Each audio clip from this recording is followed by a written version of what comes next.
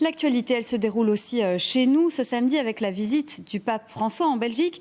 Après sa rencontre avec l'église de Belgique au sein de la basilique de Koekelberg, le pape a fait une sortie remarquée.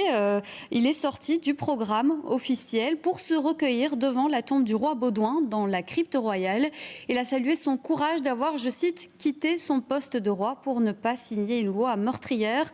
Le pape fait la référence à la loi sur l'avortement, des propos qui font polémique et une manifestation en faveur du rallongement du délai pour l'interruption volontaire de grossesse avait justement lieu cet après-midi à Bruxelles. Reportage Paul Peters, Johan Broet et Laurie Cailloub. Accompagné du roi et de la reine, le pape François se recueille devant la tombe du roi Baudouin.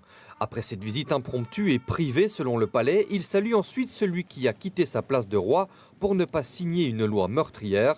Référence directe à la dépénalisation de l'avortement en Belgique, des propos jugés scandaleux pour le Centre d'action laïque. C'est donc un chef d'un État théocratique, un chef de culte.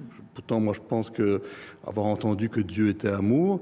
C'est quelqu'un qu'on nous présente comme le plus progressiste qui soit, qui vient nous tenir de pareils propos rétrogrades, dignes du Moyen-Âge.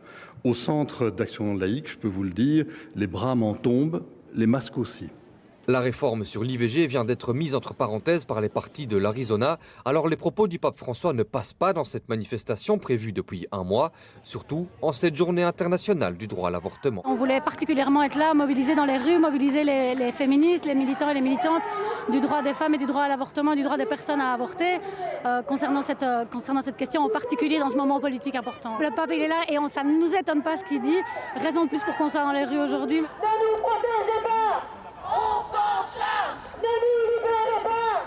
On s'en charge! Manifestantes et manifestants sont en colère. C'est pas ses oignons. Je suis désolée, mais c'est vraiment pas ses oignons.